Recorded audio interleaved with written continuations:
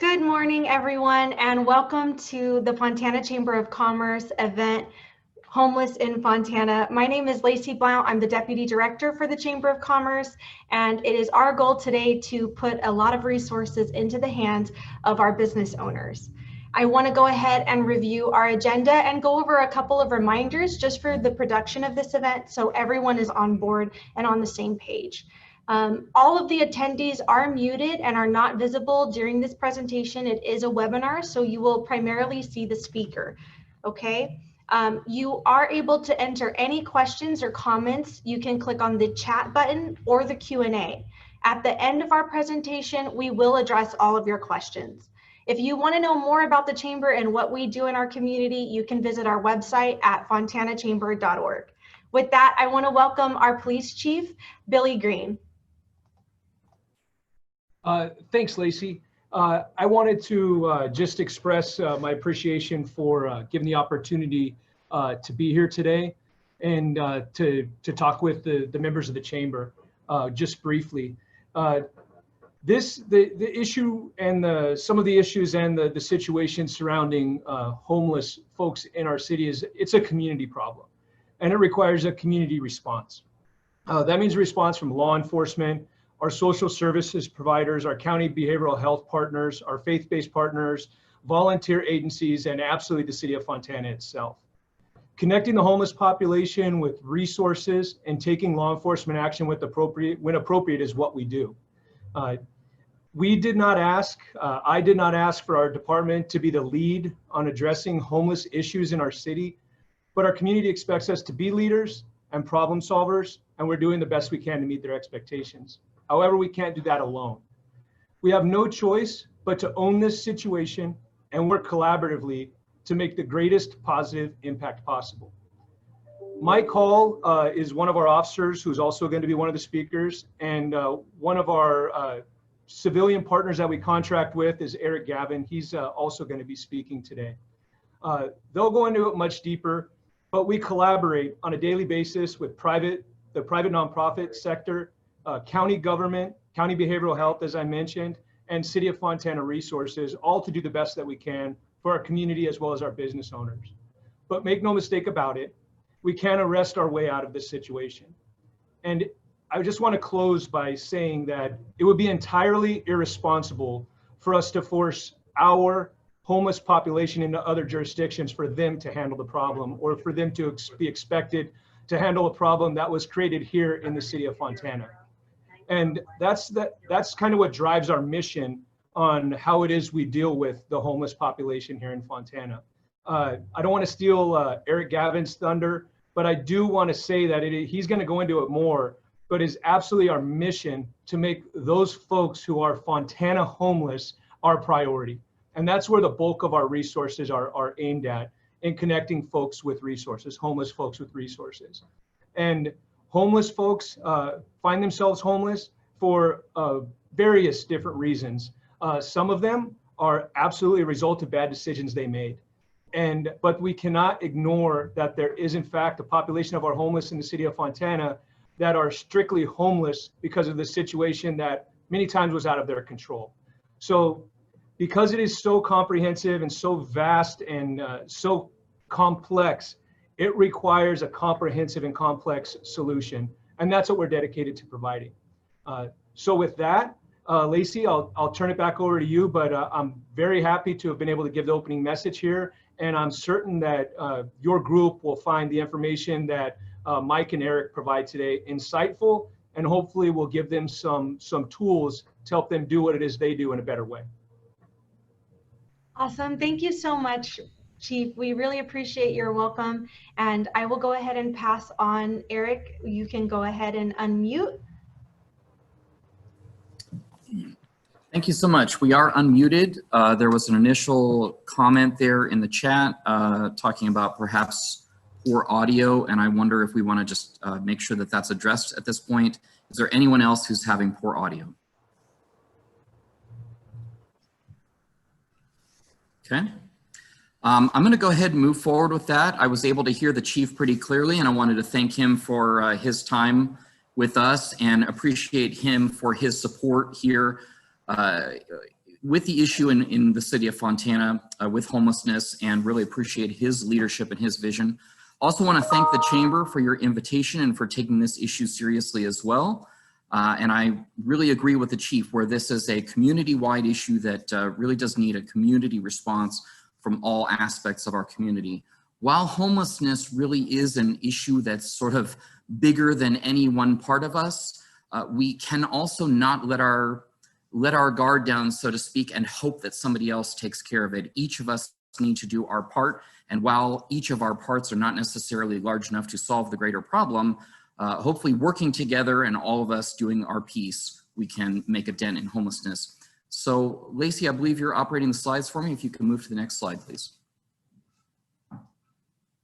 We really wanted during this presentation, and I'm glad to be here with my colleague, Police Officer Mike Hall, who's going to be speaking after me. We really wanted this presentation to be sort of light on the us presenting and a little bit heavier on the question and answer section later on, so that we can help inform people what's going on, what we're doing. So I'm going to be just going over 2 slides. This is a bit of a busy picture, but the first slide that I'd like to go over and talk through a little bit is what causes homelessness. Everybody wants to understand that. Why has it become so big? Why is it a huge issue in our community? I don't remember it ever being this big of an issue. And so I want to address that. As we've examined this, I really see homelessness occurring in 3 phases, and you can see that illustrated here in the blue arrows. There's a descent into homelessness, an existence in homelessness, and an exit from homelessness. Like the Chief said earlier, there are actually many causes for why people descend into homelessness, though if you think about it, the nature of homelessness is right there in its name. I am homeless. If I was carless, the problem would be that I don't have a car. If I was moneyless, the problem would be that I don't have money. So if I'm homeless, my primary problem is that I don't have a home. Why? Why don't I have a home? Well, for some reason I was unable to pay for it, keep it, maintain it. Maybe I never had one in the beginning, but there can be many causes for why I've lost a home, and you see them listed over here on the right. Maybe that's family trauma, maybe that's loss of income or a job, bad choices or influences like the Chief said earlier. Drugs and alcohol are a huge part of it. A medical catastrophe, mental illness, physical, poor education. We tend to believe that drugs and alcohol are the primary driver of homelessness. And while drugs and alcohol play a huge part of homelessness, we're going to talk about that later, we should hopefully all realize that probably the vast majority of people that have substance or alcohol addiction are not homeless. And the vast amount of people that suffer from mental illness are not homeless. So accordingly, I'm hesitant to declare those as sole drivers of homelessness, so much as part of the humanness or part of the human condition. And perhaps if I have a substance abuse problem, but I don't have any of the other problems, I have a strong income, or I have supportive family, that negative weight might be counterbalanced by other strengths that I have. These negatives really push over that somebody tips into homelessness and ultimately descends into homelessness. You see on the little green box there that says exhausted. When people become homeless, they typically don't want that to happen. They'll burn through as many of their resources as they possibly can. That's friends and family, that's couch surfing. Eventually people end up sleeping in their cars. And when things go wrong from that point, they become literally homeless on the street. As they move through homelessness, that's what we're trying to do. We're trying to accelerate the pace through which, according to this diagram, people move through homelessness and out of homelessness. We're trying to move them quickly from the initial struggles that they have. And you see that there's a little sub-blue arrow there called acceptance or fantasy. And this is one of the major challenges that we have, is that eventually people on the streets come to believe that being homeless is just simply who they are. It is their lifestyle. That presents a large challenge to those of us that are trying to work with them, because when I point out, hey, you're sitting here in a parking lot with 3 bagfuls of your stuff all over the place, wouldn't you like a home? Their reply to me is typically, this is my home. They've come to accept that homelessness is part of who they are, and almost have a sort of fantasy that that street corner, that park bench is their home. So in collaboration with our law enforcement and our social outreach efforts, we're working to move them past that, to remove the barriers that exist to them accepting that homelessness is not a normal way of life, that it's not something they need to be trapped in always, that they can find their way out of it. And certainly drugs and alcohol, you can see the challenges that we have here. Drugs and alcohol are a major barrier to that. If people are on the streets, addicted to drugs, addicted to alcohol, it slows down that progress. If they have fear or a lack of vision of what moving off the streets could bring for them, a lot of times people have become comfortable in their lifestyle. Perhaps mental illness or poor self-esteem, self-sabotage. There are many things that people do to themselves or are done to them that keep them from progressing from this acceptance to a willing. You see this green box on the left there that says willing. I can tell you this, the number one barrier when people are willing to become not homeless anymore is a lack of affordable housing. That's a very huge struggle up and down the state. California is number one for the following three things out of all 50 states: poverty when adjusted for cost of living, least affordable housing, homelessness. We're not number one for substance abuse. We're not number one for mental illness. Those play huge roles in homelessness, but only in that they play large roles for humanness. We are the most expensive place to live, the most poor state when adjusted for cost of living, and have the largest homeless population in the entire nation. When we're able to break down that affordable housing barrier, we're going to make a lot more significant progress on homelessness. Laycee, if you can move to the next slide, please. So who is homeless? Who is the population of folks that we're dealing with? We primarily deal with three categories of people, and they're listed here. Fixed income families or individuals on fixed income is actually a much more significant piece of the pie than you would imagine. We may think of somebody that we see panhandling for money on the freeway, but where do I go if I'm 68 years old, making $917 a month for the rest of my life? Where do I go? Where do I live? What apartment is able and open to me for that? That's if I wanted to spend even 100% of my income on housing, which of course nobody can do. I still need to do fun things like eating and other sort of things. So where do I go if I'm on a fixed income? That's one category of people that we work with. A second category are those who are severely disabled. How do you live when you can't care for yourself? And the third category of people are those who are able to work, who do have income potential, but have a alcohol or substance abuse problem on the streets. That's certainly a problem that we need to deal with. Nothing I'm going to downplay. It's very real and very major in all of our communities. But I always like to point out, it's very difficult to heal on the streets. It's very difficult to recover.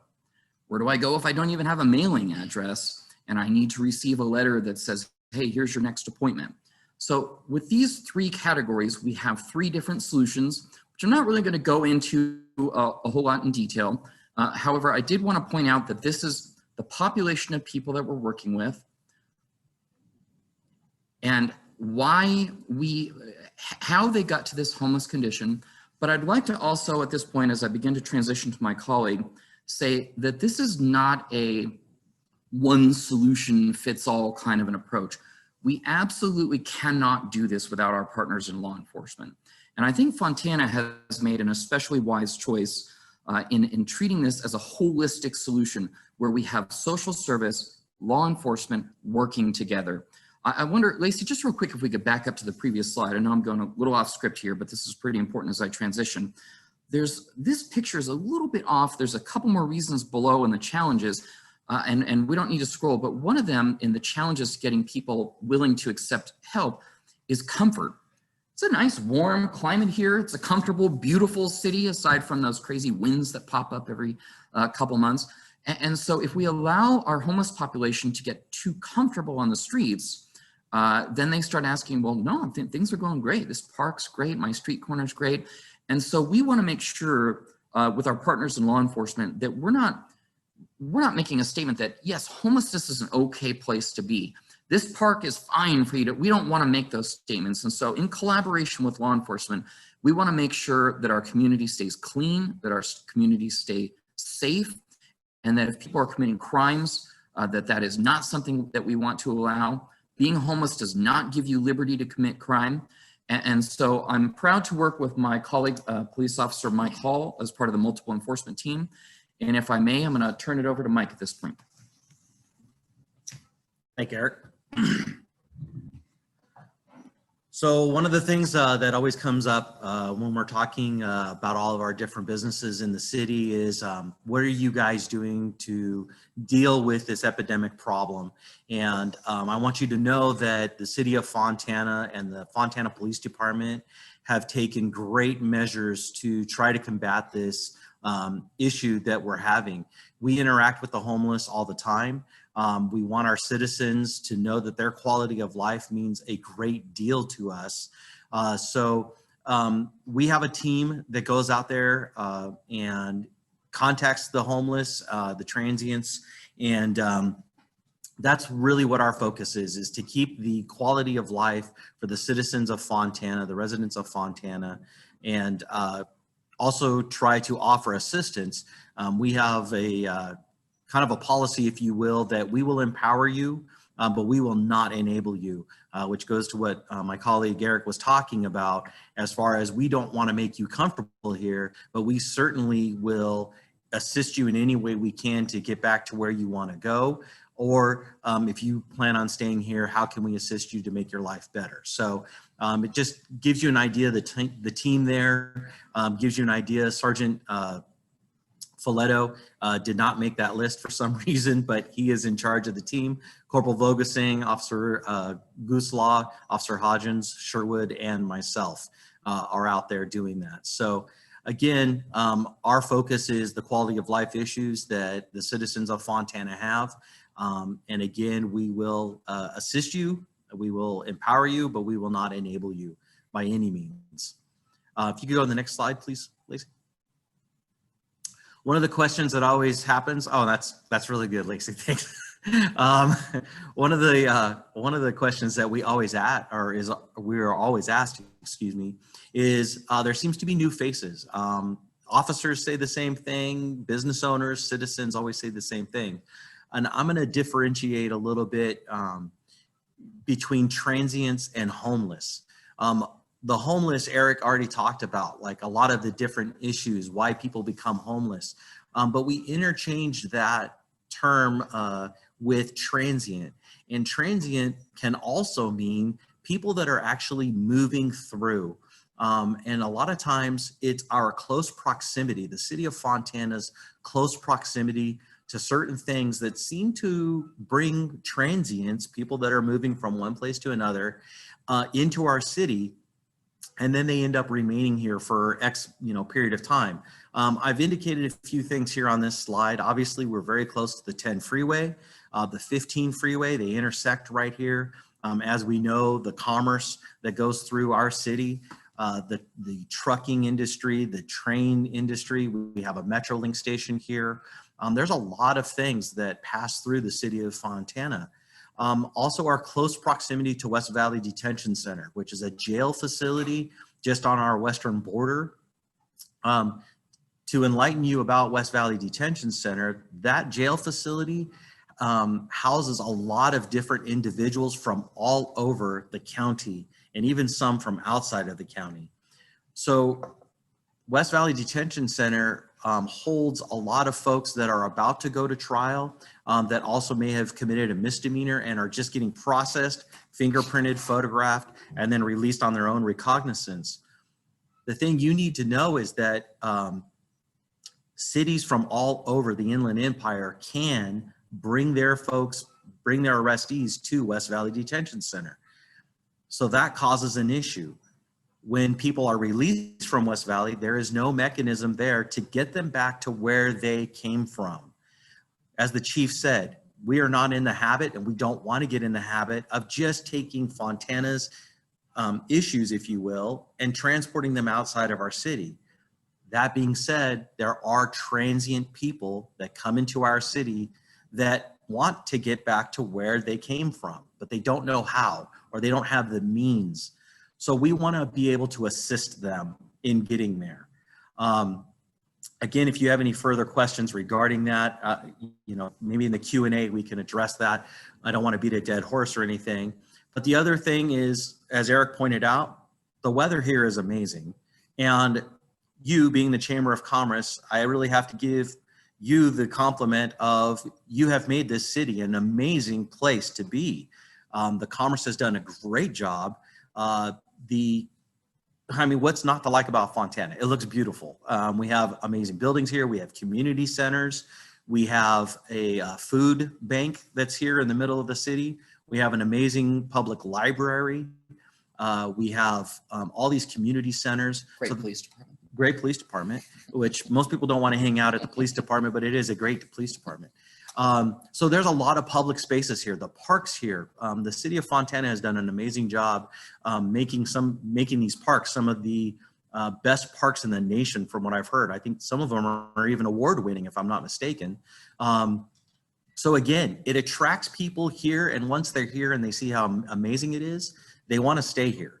So if you can go to the last slide, please, Laycee. So the other thing that a lot of the Chamber of Commerce want to know as business owners, what can I do to protect myself from the transients or the homeless that are causing issues here in the city? And there's a few things that you can do. One, have a good rapport with the police department, which I believe most of you do. We will come anytime you call us. We normally will ask, my team at least, will ask you, what would you like to do with this particular person, and get a little bit of a background. Is this person a constant problem for you? What are they doing? That sort of thing. And we need you to take action when we ask those kinds of questions. Do you want them arrested? Make a citizen's arrest for trespassing or whatever they're doing. There are also Fontana civil codes we could use that we don't need your assistance on, but the bigger ones we do. You can also install cameras and security systems that are going to assist us when maybe we're not at your business. We're patrolling the area, but if you see something live on your camera or your security system goes off, it allows us to know we need to get to your business and protect your business from some of these folks that may not have great intentions. Lighting is a big thing. And I know most of you have already addressed that. Your businesses are very well lit. I know that a lot of you consult with the police department as to what you can do. Fencing, but lighting is really big, especially at nighttime when these folks are most active, especially during these summer months when it's 115 degrees outside. The transients and the homeless become more active at nighttime. So it's great when you guys have fantastic lighting around your businesses. It allows us to see as we're patrolling the area. And lastly, for you guys, good management. Have a plan in place. I cannot tell you how many times that we go to a business and your customers are being harassed. Your customers will come in and they will speak to one of your employees. One of your employees calls the police department, and then when we arrive there, we contact the person that's causing the problem, and that person that called us doesn't have the authority or doesn't know what they can do. There's no plan in place. So they try to get a hold of you, the business owner, and sometimes that doesn't happen. So our hands are tied, and that person may not feel comfortable enough making an arrest, a citizen's arrest, or advising us as to what the business owner would like to have done. So have a plan in place. Give us your contact info. Give your managers that you have employed for you, give them the contact information, and give them carte blanche to make decisions at the time that things are coming up. It really does help us out a lot. There may be another slide. I can't remember, Laycee. Yes. So as I said, if you guys have a plan in place, one of those things should be the rules, and everybody should see it. A lot of you have no trespassing, no loitering. You have those posted on the outside of your businesses. But I would also encourage you to post rules inside. For instance, if you have a restaurant or a business where people can can stay at your business for a period of time, maybe have something on there that kind of limits the amount of time they're there. A lot of the restaurants, folks come in and it's hot outside, and you being business owners and community leaders, you're compassionate towards people, you have empathy towards people, and so you may give them a cup of water, or you may allow them to, here's a sandwich because you look like you're hungry. But then there's no rules established that say you can stay in here for 10 minutes, but then you need to leave. So some people that have, things to do during the day will come in to your establishment, they'll conduct their business and then leave. But a transient or a homeless person that's out in inclement weather or just loves the way your business looks may stay for a prolonged period of time, and that becomes an issue. And then we get there as the police department, and we say, what is this person doing? Well, they're sitting there. They're done with their sandwich that I gave them. They're done with their water. Now they're just sitting there. There's no rules against that. We can obviously go and talk to that person, but there's no laws that say you can't do that. So a lot of times we're left with going and just making an advisal. If there's rules in place, that allows the officer to look at those rules and say, did you see these rules on the wall? This is why we're coming and contacting you. And the rules are for everyone. You can't say it's just because you're this or that or the other thing. The rules are there for everyone, okay? Again, I already addressed, if you call the police department, please take action. I understand that you don't want to take action every single time. If you've tried making an advisal to that person, if the person returns over and over and over again, and maybe you've already given them a break once, then the next time when you call the police department, it is time to take action. Because if you don't take action, it's no different than a kid putting his hand in the cookie jar and saying, hey, don't do that, and then allowing him to eat the cookie and continuing to do that. Be consistent as well. If you allow someone to come in and use your restroom, and then one day they just are really stinky and dirty, well, if you tell them no this day and yes this day, yes 2 days, and now no this day, that's inconsistent. And that is really difficult for us to enforce rules when there's no consistency, because I understand their point of view as well. Well, I did it 2 days in a row. Why now can I not do this? And it may cause more problems down the line. So I think that we've addressed the unwanted and vulnerable. You don't want to allow yourself, don't start habits making yourself vulnerable to these things. Like I addressed, if you allow somebody to come in and take a cup of water, or you give free food every once in a while, or you allow somebody to come sweep the sidewalk or wash your windows, but then one day, like I just said, you decide you're not going to do that, then you're making yourself vulnerable. And that person may get angry and cause you more grief in the long run.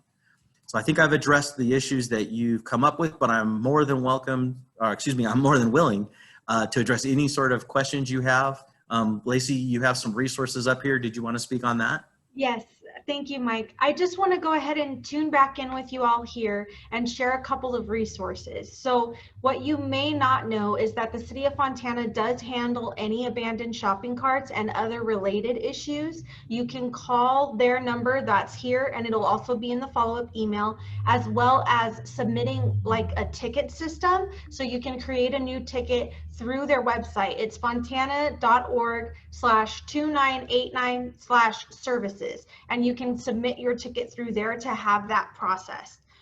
Also, the County of San Bernardino has a homeless partnership that if you're trying to assist someone, they can call 211 and be connected with a bilingual assistant who will kind of assess their situation and connect them with partnerships.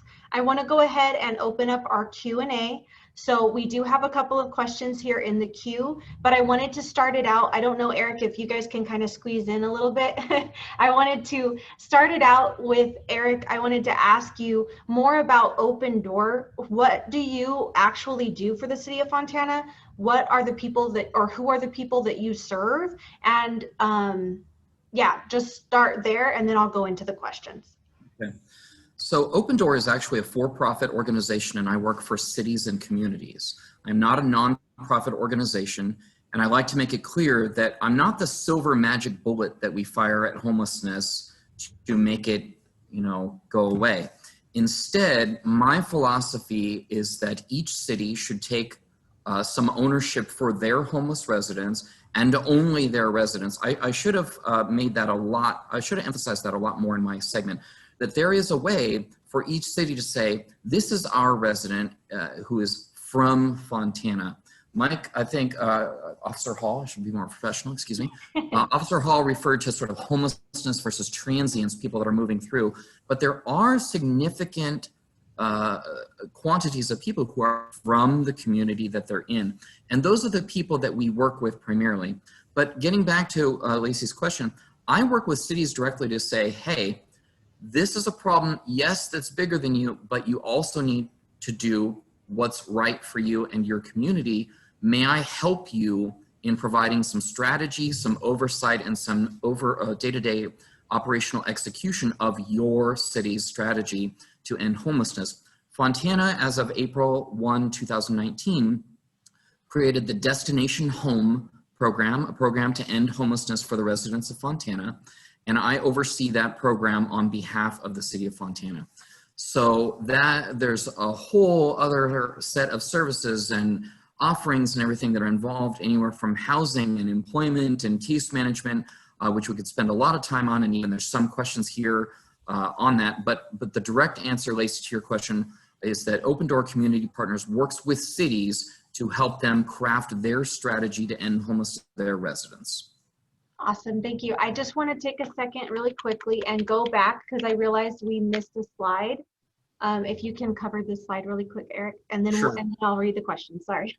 Sure, I think that there was a chat that just came up, possibly not a Q&A, basically saying, how can we donate? And that's probably why we came back to this slide. It felt at the time a little kind of incongruous to the discussion. I'm playing around with my Zoom infrastructure here. So frequently people ask, how can we help? What can we give? And just from a money perspective, that question can be a little bit of a difficult one. People love to give clothing and food, and especially our faith-based organizations put forward a lot of food and clothing. Water of Life CityLink here has been operating in Fontana for a long time and is really an excellent partner here in the city, providing with a lot of needs on food, education, housing assistance, homeless prevention, but they've really kind of got food covered. And so that's not something that I like to try and duplicate the effort. I thought we were gonna squeeze in this one. All right, I'm getting the move on in here. So don't need a whole lot of help from the food side. The clothing side also don't need a whole lot of help side. Really, again, you heard me mention before, homelessness solved with homes. And so what we've done is the city has created a pool of flexible funding that there was an initial funding effort into that for.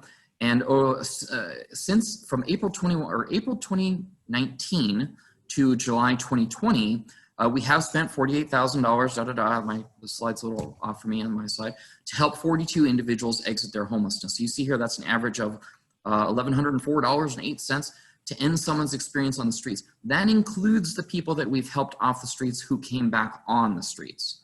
So whereas previously the number, of helped was like 48 or 49, but those 6 or 7 people fell. So that includes that number where we counted the expense to try and help the people that we couldn't help this time around. We're still after them. And so that's a pretty good number. So we are looking to talk to people about how they might be willing to donate to the cause, and could certainly talk about that more perhaps in the Q&A section if that's appropriate. Perfect. Okay, I'll go ahead and start reading your questions. Let me put us back on the correct slide. Okay. So Guillermo asked, there are many panhandlers on the streets and shopping centers. How do I know which are truly homeless and in need and those that are not, in parentheses, scammers or taking advantage of kind people? What should be our response to them? I wonder if I could give a sentence response to that and have Officer Hall field the remainder of the question. And that is, through some studies, I think one was done in Colorado, our own sheriff's team has done one here. Anywhere from 65 to 68% of panhandlers are actually not even homeless. So that's an important number to think about, but I want to turn it over to Mike and see if he can answer the rest. Yeah, I feel like I'm on Saturday Night Live. We keep going back and forth here. Welcome. Yeah, right? Guillermo, that's a great question, and it's a question that we get asked a lot. And the fact of the matter is you cannot.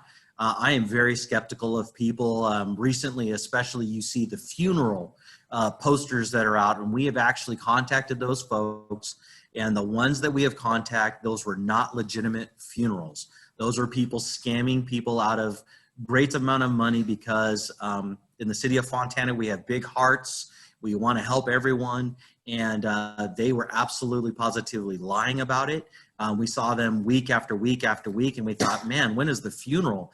So we ended up contacting them, and they were lying. It absolutely did not exist. I would caution you, the county of San Bernardino Hope Team did an amazing campaign a while back regarding donating money to people that were holding their cardboard signs. And basically what they were saying was give to the nonprofits, give to whatever community group you felt most comfortable with, and allow them to manage the money and get it to the homeless versus giving it to someone out on the streets. So Guillermo, great question. If you felt so adamant about giving something to a homeless person or a transient, I would say make it something that is an actual, what am I trying to say? Instead of money, yes, tangible. Thank you. That is the exact word I was looking for. Instead of money, if you notice they don't have shoes, give them a pair of shoes. If it's cold outside, maybe a coat, a hat if it's sunny, something of that nature, something that they have to utilize right then and there. That's a great way of doing it. Also donations, as Eric said, food is covered, but we are also partnering up with a lot of the thrift stores in the city. And what we're doing is we're trying to get a way that we can help the homeless when they are in need, when they need a jacket, when they need blankets, that sort of thing. They have actually allowed us to come there and tell them what we need. And we get people shoes, we get people socks, shirts, jackets, backpacks, those sorts of things. We don't abuse the thing, that great cause. But if you wanted to donate your things, that's where I would say is go to the thrift stores here in town because we are utilizing them. We've partnered up with them. Awesome. Great. Laycee, I want to add two more things onto that as well. A lot of people really feel a deep conviction and compel to help. And even friends of mine, after they know that I'm very against giving money out, the sheriff's campaign, I thought, worded it perfectly where they say you want to give a hand up, not a hand out. Even some of my friends will sort of come shuffling on their knees, if you will, and be like, I couldn't resist. I gave someone $5, you know, like begging my forgiveness almost. Is kind of adorable. But so from that desire to give, we came up with a concept where it may seem a little silly, but we've created these outreach cards. They just look like little business cards. I wanted them to be the size of something that you could carry in a wallet or purse. And so if you pass by somebody on the freeway, it's great to just hand them a card and say, hey, this is Destination Home. This is what Fontana is doing for their homeless people. So really what we don't want them to have is another $5 to be able to stay on the streets, right? We want to help them off the streets. And so the second thing I want to say in answer to that, which is probably going to come up a little bit more, is let's talk. When Laycee and I had this discussion about starting this meeting, I said, you know, one of the things I love to do is get together with the business owners and see maybe there's something specific that your business would like to do. Now, we're not downplaying at all the conversation that we're going to have and questions that are coming up about how we can help clean up and solve nuisances and problems around your environment. However, by way of a great example, I knew a gal who was a photographer once, a professional photographer. She didn't really have the money to give. She didn't have materials or tangibles to give, but she wanted to give her service. And so she would show up once a month at a program in San Jose and take these gorgeous pictures of people once they moved into their homes. And it was something that she then gave to them as her gift to them, saying, welcome to your new life. And don't you look great? And she got them all styled up and beautiful looking. And I thought that was such a wonderful idea that we give from our existing skills and our existing talents. So if you'd like to talk with me, I'd like to talk to you. I'd like to come out and visit with each one of the businesses whenever I can and see what's going on in your properties, see where we can help. And then from there, if there was a discussion where you said, hey, you're here to help me, how can we help you? Maybe that's something a little bit more customized that we can work on together. That's the end. That's the end. I'd say that. Also, too, I just want to let all of our attendees know that the contact information for Mike and Eric will be in a follow-up email coming out to you after this is all completed. So just like Eric is saying, contact him if you have specific resources or tools at your disposal, and you guys can build a relationship and work together, okay? Jason, you asked, how can a community group, Kiwanis specifically, but others I'm sure, get involved in helping the homeless? Invite me to speak. I love speaking to Rotarians and Kiwanis, and spoken with League of Women Voters and HOAs and all sorts of things. So if you're interested, I'd love to come. We can make it as short or as long as you want. I spoke for 2.5 hours at the League of Women Voters and 15 minutes for Claremont Kiwanis. So that's kind of the easiest way. We can do a little more of the Q&A and Zoom specifically, pardon the pun, zoom in on what you can do, and also perhaps keeping in line with the vision and mission statement of your social club, or excuse me, social organization. The other thing we're finding is that when we are, as the slide presented, helping 40 people, we're finding that the people that we're putting in these homes, they actually have a lot of skills, but for whatever reason haven't been able to get out there. So the groups like Kiwanis, et cetera, I know there's a lot of business owners and stuff.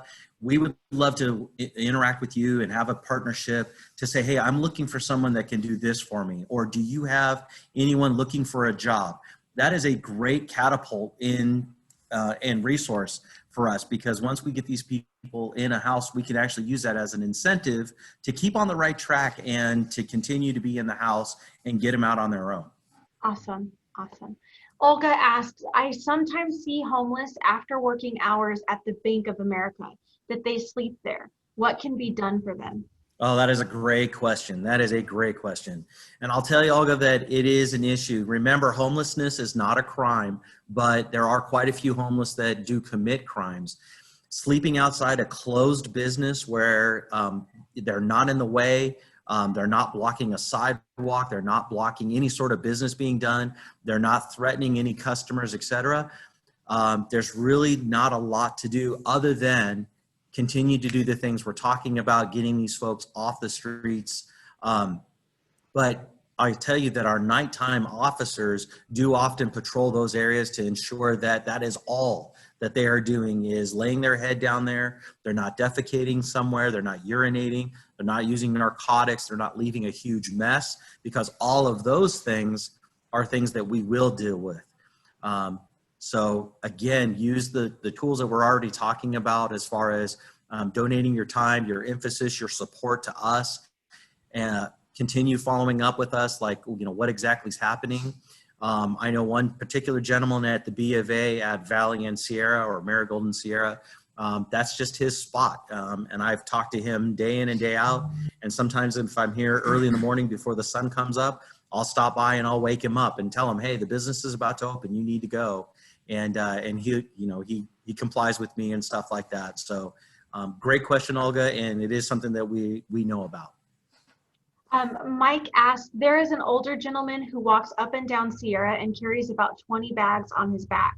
Has anyone else noticed him? Hey, that's our guy. Yeah, I want to tag on to, just real quick before that, I want to tag on to what Officer Hall said. Right. And that is to let everyone know here, you've got the inside track now. We are the team taking care of this. So please, if you have things going on at your business, get together with us.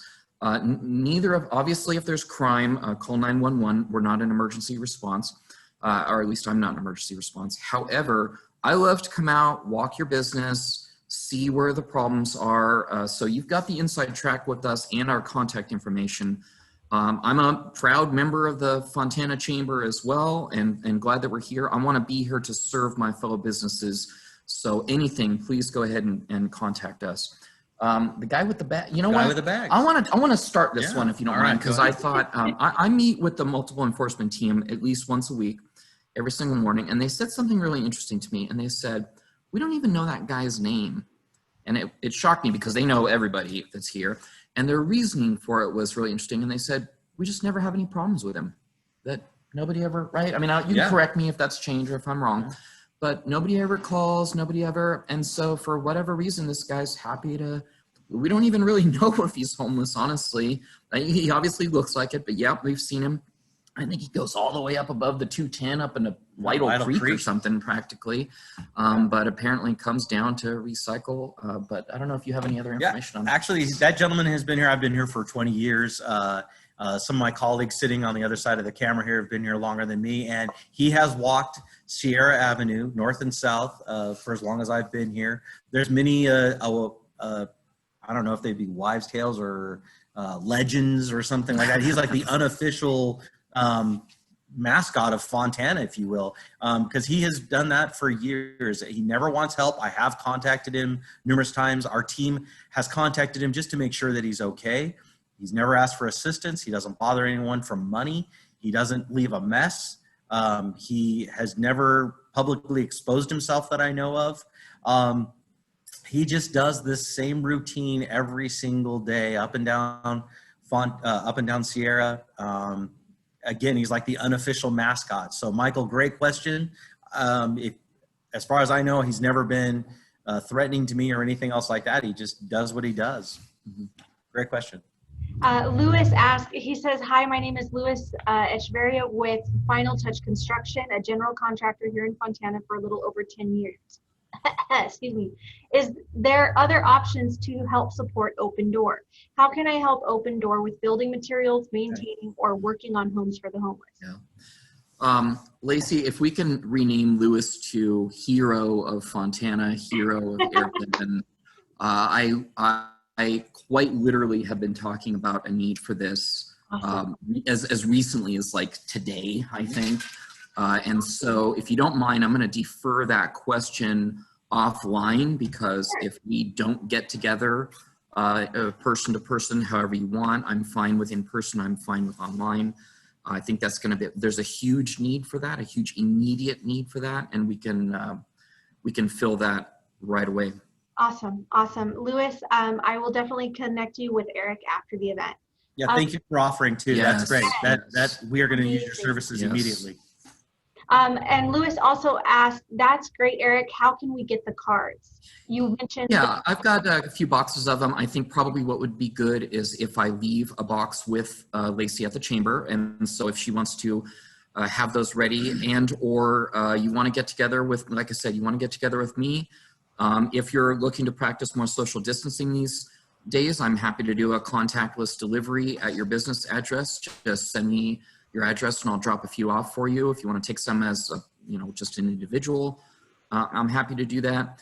And before I close out the answer to this question, I want to say something about the Q&A, because there might be people that aren't asking the tough questions right now. Right now, these questions are pretty easy, actually. This is a very divisive issue. There are people who have strong opinions on both sides of this issue.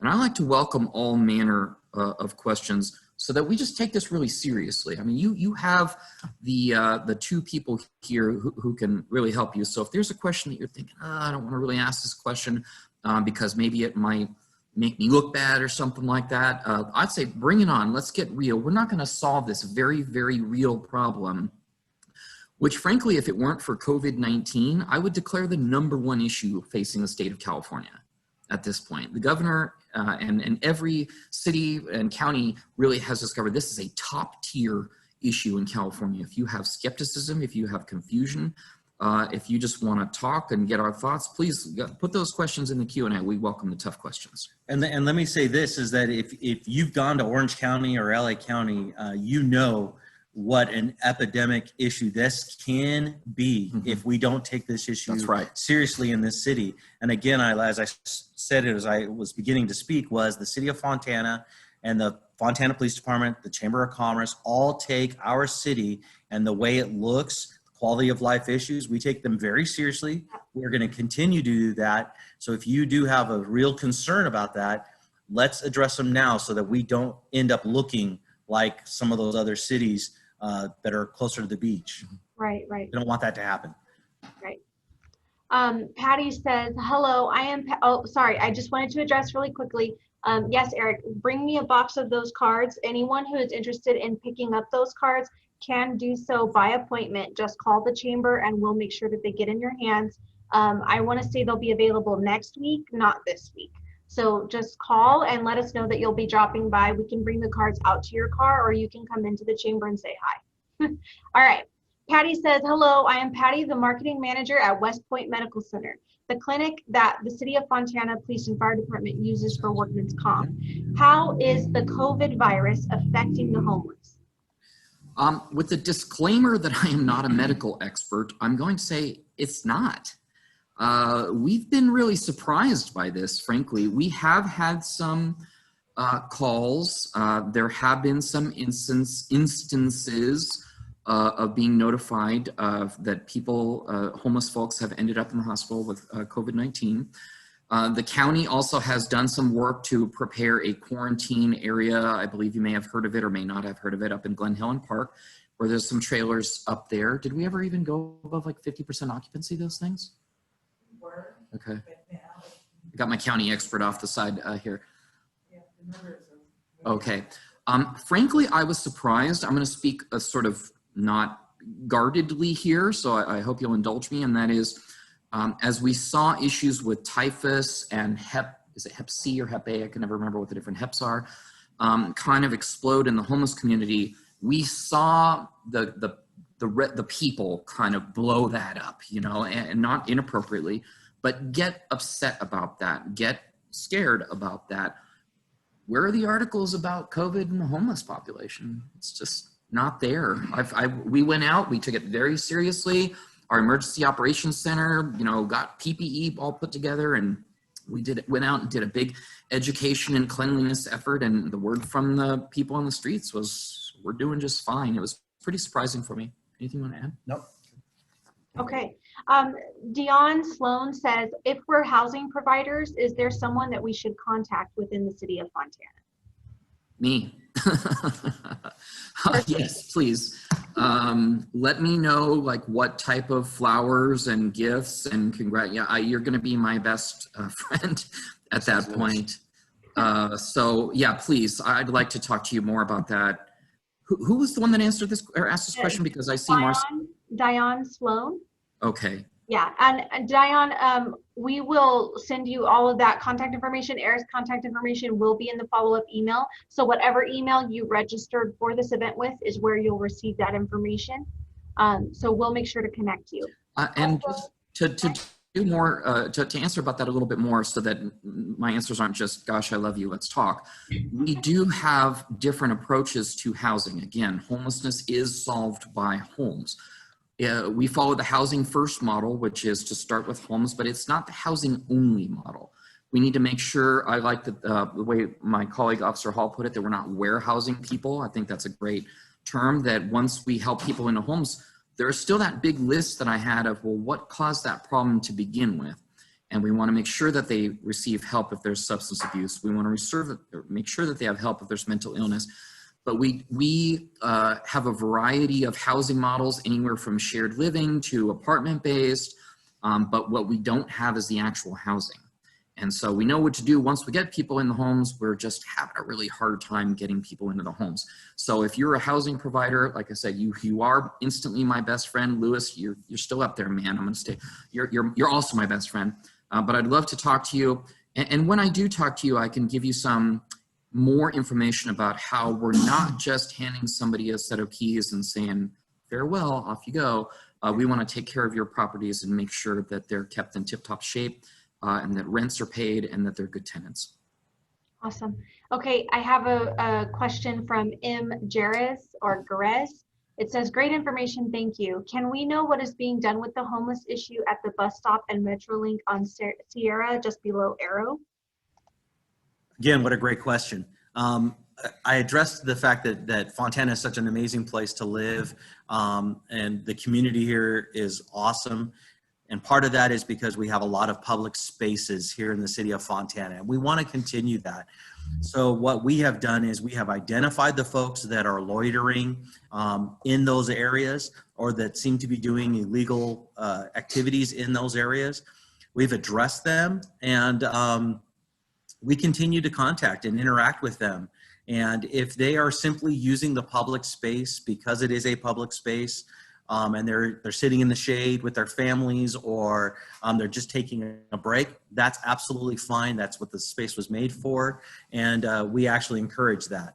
But if you're loitering there, or you're doing something illegal, or you're bothering other people that are trying to use the space for legitimate reasons, then we are going to contact you. We are going to make you as uncomfortable as possible, and encourage you to go somewhere else, because we want the quality of life for our citizens and our residents to maintain very high, or to be at a high level. We want the citizens to feel safe to walk back and forth in that area. You shouldn't feel in fear at all walking the streets of Fontana because there's a homeless person or a transient person. Again, we're addressing the issues with other entities as well. I work very closely with someone from the Department of Behavioral Health. We drive the streets. We look for those individuals that look like they may be in crisis or can use some assistance. Geraldine's amazing at finding those folks or identifying those folks. And we are contacting them constantly. We're interacting with them. Again, it's not illegal to yell at a telephone pole. I know it sometimes looks scary. The voices in their head, or the people we can't see but they can see. Yeah, it's scary sometimes, but just know that we are constantly contacting them. We are interacting with them, and we are very concerned with your quality of life. So we are addressing that. Great question. Also, I'm sorry, I did not do my due diligence there. That was Marcy with National Corps, not Andres. All right. There you go. Sorry, Marcy. Great question, Marcy. Jason asked, and also guys, we are gearing down here as far as questions, and we will be ending the webinar as soon as all of the questions are addressed. So if you have any more questions, please go ahead and submit them by clicking on the Q&A or entering it into the chat, okay? Jason asks, is there a need to provide education to the homeless, literacy, financial, etc.? As a broader statement, I would say it really comes on an individual basis. We have two ladies in two different shared living environments that we have. One of them does not know how to read and never went to school for her entire life as a child. I don't even know how that can happen or how she even functions. She actually does function quite well. But we've looked into some literacy programs for her. And in fact, I think the closest one that I found was that's open, was a adult literacy program in Rialto that we're getting her hooked up with. The second case study is a gal who has her master's degree from the University of Laverne, and accordingly has plenty of education in literacy. So it's a bit of a dodge in that question to say it really depends, but I would say circumstantially, yes. And then just to dig into that question a little bit more, folks that are on the streets, I don't know about you, but I do not know how to live on the streets, and I would not know how to do it. So they develop a set of skills needed to survive on the streets and meet their daily and bodily needs. And when they do that, they lose a set of skills on how to live inside. In one of our houses, there was complaints that, well, there's people walking into our house and like, we can't stop them. And what should we do? And I said to them, well, here's a crazy idea, lock the door. And they all looked at me like, oh, wow, what a miracle, you know? And to me, it's like, I shared that with my wife, and she's like, why would they not lock the door? And so they've lost some of the living inside skills, if you will. And I do think that there's room for a sort of adult living in a home 101 kind of a concept. We're still kind of conceptualizing that, if that could take formal form, but you have anything you want to add to that? No, it is definitely a need, but it's a vast need. Education, even just like what Eric was talking about, just some basic living skills. It surprises Eric and I all the time when we talk to these individuals and they say things like, oh, I didn't even realize I could lock my door. I kind of forgot I even had a door, that kind of thing. Another one of a big thing here in the city is recycling. So these folks are used to having things very close to them because they get stolen all the time on the streets.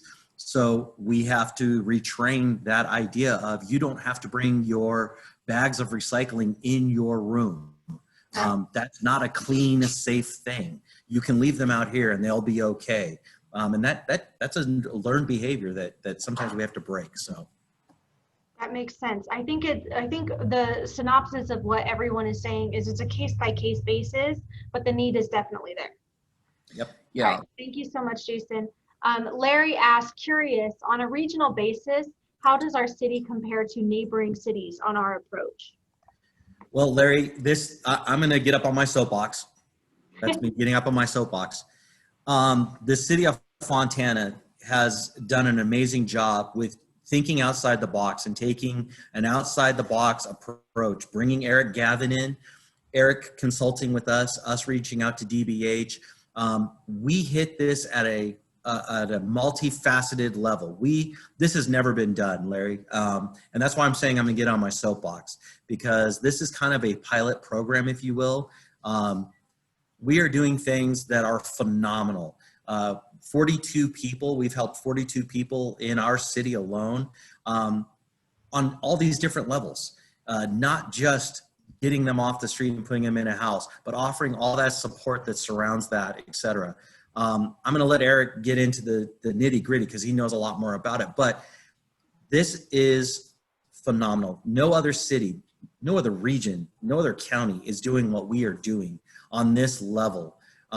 There are going to be hiccups along the way because we are writing the book as we go along, but I can only say amazing things about what we are doing. So Larry, support this idea. Again, this is my soapbox.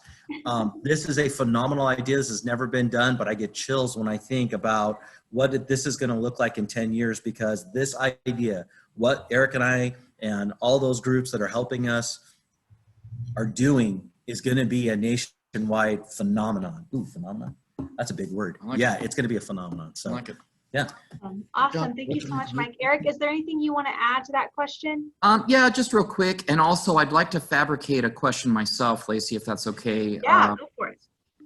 And that is to say, I absolutely agree with Mike. I also think that this time in our nation is a really pivotal time where people are hopefully and finally realizing that every one of the problems that doesn't have an easy solution somehow gets plopped in the laps of our police department. And maybe that's not the way to go. I believe in our police. I'm a huge supporter. I cannot do what we're doing without them, but I agree with Mike that this is a brand new thing where it is police and social service truly working together. We use that phrase a lot, working together, and sometimes it's kind of a fluffy buzzword phrase. I don't need to work together with someone to pour a bowl of cereal. You know, it's a one-person job. So what does working together really mean? Well, in this case, you know, I'm sitting in the police department right now, having just had a meeting of case management where we went person by person, and a police officer can say, ran into this person, here's what happened. And I can say, need help finding this person, can you please? And we're back and forth, putting all of our expertises up on the table. And when it comes to me and my team, I get that warm handoff from the police. And I think they're grateful, if I may dare to say so, that they can do that. That this is not a, you know, hardcore crime thing all the time that they need to deal with, that this social service thing, that's over there on you. But what they're not doing is saying, not my job, I'm not going to deal with that. They're saying, we're going to help you deal with that. And so hopefully I said that okay. Mm-hmm. Anything you want to correct me or augment on that? And then in terms of just straight numbers, Fontana is the 7th highest population of homeless people in the county per the last homeless point in time count. Number 1 is San Bernardino. Number 2 is Victorville. Number 3 is Redlands. Following that, I think it goes Ontario, Colton, somebody else, Fontana, and then Rialto. Got it. Thank you so much, Eric. Lewis asked another question, and then I will go into the chat and read those questions that came in through the chat. Sure. Lewis says, I believe in helping out, but if we help homeless, would the word get around and attract more? Could we possibly get into a situation like Orange County? I'm sure there's something in place, but I thought I would ask. That's one of those tough questions that needs to be asked, Lewis. That is a great question. Right. And the answer is, I certainly hope not. I can tell you in this time that I've been here on this multi-enforcement team, that is not the case. The Water of Life has been here. There's been a food bank here.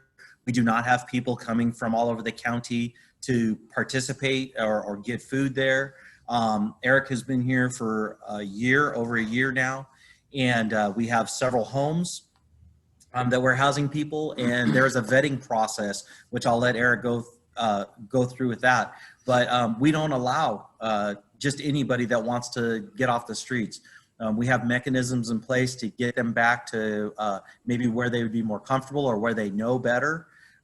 So that's a great question. I don't think it'll happen because of the way our system is set up, but I'll let Eric give you more details on that. Sure.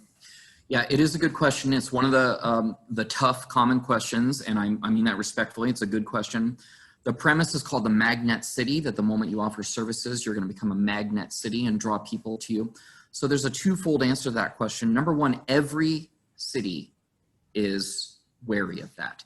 Every city all up and down the state does not want that to happen. In fact, many of them are holding off doing something for homelessness because they fear that precisely. So what we've put in place to prevent that is our residency criteria. You must be from Fontana. The Destination Home Program does not serve you if you are simply in Fontana. You must be from Fontana. And with your indulgence on the time, I will actually give you what that criteria is. It's a threefold criteria. One, your documented and provable last residence was in Fontana. Two, a documented and provable current residence of your immediate family, father, brother, mother, sister, to prove that you grew up in Fontana. Or number three, an attestation from the Fontana Police Department that yes, this is one of our residents. If you do not meet those criteria, we do not consider you a resident from Fontana, and we do not help you with program offerings other than, as Mike said earlier, if you would like to get back to where your city of residence is, we will help you do that. Awesome. Thank you so much, Eric. I'm going to now address some of the things that came in through chat. So I can see, Geraldine, I want to just give you a shout out really quick. You said, this is great information. Thank you, Officer Hall and Mr. Gavin, for all you're doing to assist the homeless population in the city of Fontana. Thank you so much, Geraldine. I agree 100%. Jay Shaw also says, I think Fontana is doing a fantastic job at controlling the homeless issue. Back to the comment regarding the epidemic in LA County, it seems that they are just throwing money at the problem and not addressing the core or root of the problem with the drugs and mental illness. How does our city address that issue if that person does not want to be helped? If the person does not want to be helped, is that right? Yes. Yeah, that is one of the biggest issues that we're dealing with, and I'll tell you that it almost is like the medical situation. We come in contact with folks sometimes that have that are mentally ill, and we have deemed that they're a danger to themselves or a danger to someone else. So we actually write what's called a 5150 form, which states to the doctors, the mental health professionals, that this person is in great need of your assistance and maybe a harm to themselves. Even though we write this form, they can still go to the doctors and tell them, I don't want any care. I don't want any medical assistance. And the doctor cannot perform anything for them. They cannot medicate them. They cannot assist them with counseling, nothing. If that person refuses, then the doctor simply has to let them go right out the door, even though we have said we are making a decision for them. So it is a huge problem. It is a huge issue. And the best thing we can do is to continue to interact with those folks, to offer support, to let them know that we will empower them, but we are not going to enable them. And that if they break the rules and the laws, that we are going to enforce those rules and laws that are quality of life issues here in the city of Fontana. Awesome. Thank you. I want to comment on the Los Angeles comment. I think that was really insightful. This is my personal editorial, but I believe Los Angeles has a critical mass at this point that has sort of snowballed into an issue of itself. I do have a colleague who's a campus cop at USC, and he invited me to speak with their team. They deal with homelessness on USC as well. And one of the things that I brought up to them was you should only be dealing with the people who are from your area and not in your area. Out of, I'm going to say 18 or 19 topics we put on the table in the course of about 2.5 hours, that was the only topic that actually surprised them. Everything else they had already talked about. But that topic, not allowing people to receive services who are not from that area, was like through them. That's my personal mission and my personal contribution I believe, in homelessness throughout California. It's very common for cities to say things like, this problem's too big for us. It's a county problem. It's a state problem. They need to deal with that. It is a big problem. The county and the state do. But frequently I've heard people say that because what they don't want to do is deal with their part of it. That's why you heard me, and I'm glad to hear the chief of police emphasize the same thing. We each have a part of it. Right. And to dovetail with that, where people ask me, how do we not become like Los Angeles? How do we not become like Orange County? My answer is a little silly, and I say, you don't become like Los Angeles by not becoming like Los Angeles. Don't hope and pretend that this problem is going to be dealt with by someone else in your city, but don't deal with a bigger problem in your city. Deal with your city's problem in your city and only with your residents. Awesome. Great information. Thank you so much. Danny Marquez. Hi, Danny. Welcome. He says any homeless veterans in need of assistance or veterans in need of any other assistance can contact the Veterans Resource Center, and he gives the phone number, or the 24-hour helpline. Danny, I want to thank you for that. I did note that information down, and I will also include that information in our resources in the follow-up email. So anyone who is interested in that information, you'll receive that in the email as well. He also says, what percentage of homeless that you encounter are from Fontana? And are the transients that you encounter also homeless? That's a really good question. So almost all of the homeless that we encounter are from the city of Fontana. I would put it at the 90 percentile of that, maybe. There is a 10% that appear to be transient that are going back and forth. And I would say a majority of those folks that are transient, that are walking through or going through somehow, are in fact homeless. And that's why they find it so comfortable to stay here. Generally, if they have a home or they have some sort of support mechanism, they call for a ride when they get on the outskirts of Fontana. They will call and say, hey, somebody come get me, because I was partying over here, I just left jail, or I just got dropped off, whatever the case may be. I'm done visiting my friend, come pick me up. So those that we come in contact with are generally homeless that are passing through. Thank you. Laycee, I wonder if I could inject my question possibly as the final if you don't have any more. Yes. Well, let me just address really quickly. Sure. Dion submitted, thank you for the information. Will there be a recording shared from today's webinar? Yes, this entire presentation was recorded, all of the question and answer as well, and it will be available most likely on YouTube, but I will share it as soon as it is available with everyone who registered through the email that you registered with. Okay, Eric, it's yours. So one of the tough questions that I get asked all the time is, isn't it true that most homeless people want to be that way? They choose that lifestyle, and they remain homeless essentially from an aversion to rules and structured living. And Laycee, to help me answer this question that I ask myself, I wonder if you're willing to go back to my kind of colorful bucket slide. Yes, yes. I think this is a very important question because it's on almost everybody's mind, and a lot of people just don't ask it. And so again, the question is, aren't most of them that way because they want to be that way? And so my answer to that is the challenges that you see there will prevent them from recognizing that homelessness is an aberrant lifestyle. Drugs do challenge people, alcohol, but also a fear of what comes after this can really affect people as well. We, as a species of human, are averse to change. We don't like change. And becoming accustomed to homelessness when it first happens, that little struggle arrow that you see down there, where it's like, how do I eat? Where do I go to the bathroom at 2:38 a.m.? How do I keep my stuff from being, they go through this struggle and they build those skills, and eventually they will be just fine. I would like Officer Hall to chime in and challenge me on this statement that I'm about to make, but if we just ignored most homeless people, they'd be perfectly fine, and they're cool with that, right? Yeah, like when your kid gets lost, and you call or whatever, and you say, hey, my child's lost. chances are your child doesn't know that they're lost, right? Mm-hmm. And that's the same kind of analogy. Yeah. So I like to not make it sound like they're actively choosing this lifestyle, though obviously they continue to make choices every single day that creates them. But it's more from this, I don't really see a way out. I don't see that that homelessness is a temporary experience. Yes, mental illness can keep them from having that vision. Yes, substance abuse does keep them from being comfortable, keeps them from having that vision.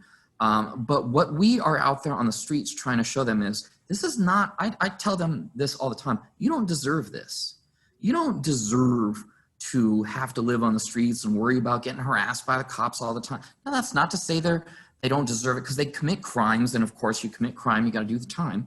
But I try to talk them out of this belief that they are a homeless, that's who they are, and instead try and talk them into recognizing that homelessness is just a condition that they are in right now, and they really don't and shouldn't be there. Once we build that trust within them, you should also need to know this is a group of people that have been promised a lot of things by a lot of people over a lot of time period. We had a hard time getting started here in Fontana. And once we started really getting people off the streets, the word spread, man. I mean, we didn't have to contact people anymore. They were contacting us. I heard that you got Jimmy off the streets. Can you do the same thing for me? Yes, we can. Are you ready? Here in the city, though, yes. not from outside the city. No. Yeah, that's a hard and fast rule. I've turned away people that are not from the city. But I like to ask that question because I do think it's on everybody's mind, that this concept that homeless people they don't like rules and they don't want to. Well, I don't know anybody that likes someone else telling them what to do. I don't want him telling me, how to clean up my room or what. But more importantly, it's that they have talked themselves into this belief that it is part of their identity. And so we work diligently to show them that you are not a homeless person. You are a person, and we can help you if you'd like the help.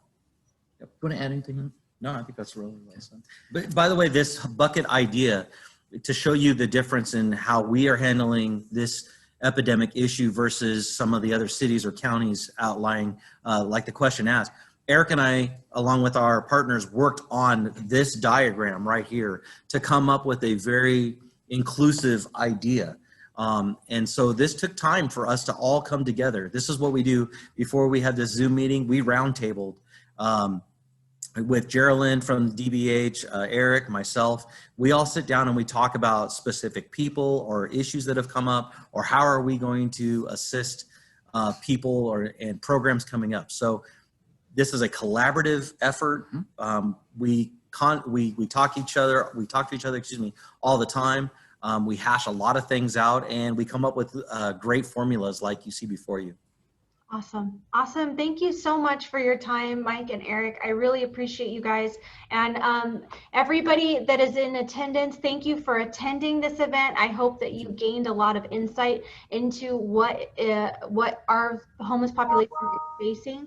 Also, I want to just quickly let everyone know, please don't call Eric all at once. He can only take one call at a time, and he does want to help and he wants to build that relationship with you, but please space out when you talk to Eric. Give him an email. That's probably the best way so that he can meet with you when he has a chance, okay? Yeah. But please do. I would like to meet with you. Yes, exactly. So we will send out all of that contact information, all of the resources, and I thank you for giving us your time and energy today, and have an awesome Labor Day weekend, everybody. Thank you, Laycee, and thank you to everybody who joined. We're really grateful for the opportunity. Yes, thank you.